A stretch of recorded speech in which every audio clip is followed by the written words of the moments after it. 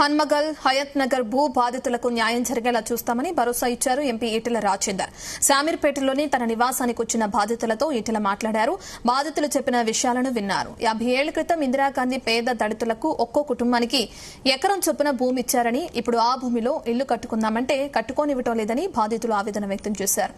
ఎంతమంది దగ్గరికి తిరిగినా న్యాయం జరగటం లేదన్నారు. తమంతా ఇళ్లలో పని చేసుకునే వాళ్ళమని, చెత్త ఎత్తే వాళ్లంగా ఉండటానికి 100 గజాల తాజాగా అడుగుతున్నామని కూడా ఆయన తెలియజేశారు.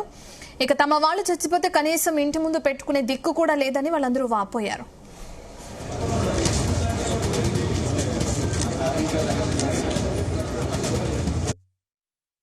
ఆమన్గల్లు హైత్నార్ మండలము 250/1 సర్వే నెంబర్లో రైతులకు ఇందిరాగాంధీ ప్రభుత్వం అప్పుడు ఒక 50-60 సంవత్సరాల కింద ఇందిరాగాంధీ ప్రభుత్వము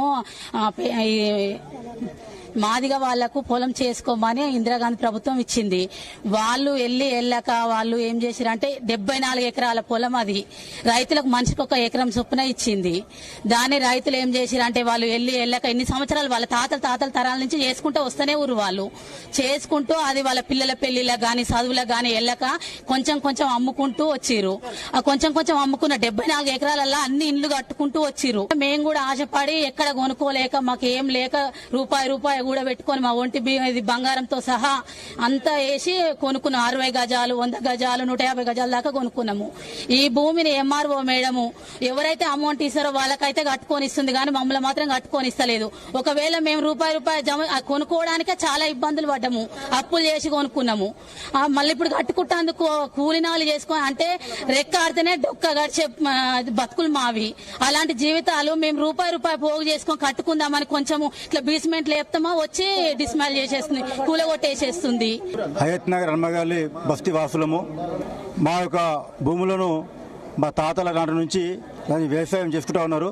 1965 నుంచి వాళ్ళు అగ్రికల్చర్ చేస్తూ ఉన్నారు.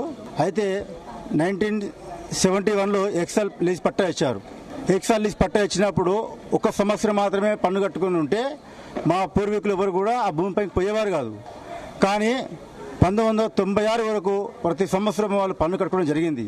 కనుక మా వాళ్ళు చదువురాని మా పెద్దలు ఏం చేశారంటే అదే పట్టగా భూమిగా భావించి ఇదే పట్ట అని చెప్పేసి దాన్ని నమ్ముకొని వ్యవసాయం చేసుకుంటూ జీవనం కొనసాగించారు. మేము కూడా అది మా భూమి అని చెప్పేసి మేము దాని మీద వ్యవసాయం చేసుకుంటూ ఉన్నాము. కొద్దిగా ఒక 4-5 ఏళ్ల క్రితము కొంతమంది బిడ్డ పెళ్లిల కోసమనో లేకుంటే ఆపసాపద కోసమనో కొంత భాగాన్ని అక్కడక్కడ కొంత పేదలకు అమ్ముకోవడం జరిగింది. 10 ఒక్కసారి వచ్చామని కూడా కొద్దిగా వస్తే వాళ్ళ జీవనోపాధి కోసమో చేసుకోవడం జరిగింది. మరి అలాంటి భూములపైన ఈ ప్రభుత్వము దాడి చేసేలా, దళితులపై దాడి చేస్తే కాపాడే ప్రభుత్వమే, ఆ ప్రభుత్వమే దళితులపై దాడి చేస్తే ఇక్కడ పోవాలి.